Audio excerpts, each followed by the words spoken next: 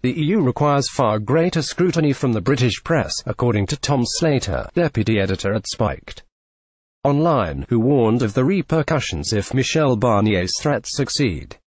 The Brexiteer, who was speaking on Sky newspaper review last night, said a sizable number of Remainers had a desire for things to go horribly wrong for Britain during the talks.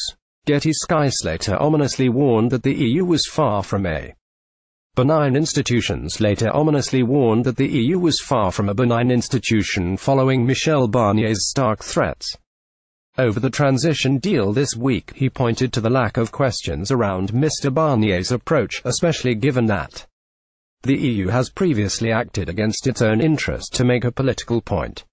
The editor's remarks followed Mr. Barnier's threat to block a transition deal with Britain if the country does not yield to EU demands on the Irish border and EU citizens' rights. Mr. Barnier told the press this week that a transition deal was not a given. Slater told Sky News Barnier wants to throw obstacles in the way. I expect that, but more importantly, there is a hunger for this, particularly among the Remainer press.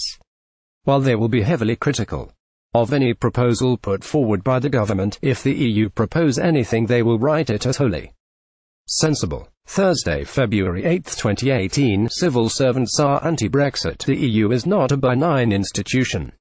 It exists to limit democracy. Tom Slater. Remainers talk about being pragmatic and sensible, but there does seem to be a desire for this to go horribly wrong just to be vindicated. The EU is not a benign institution.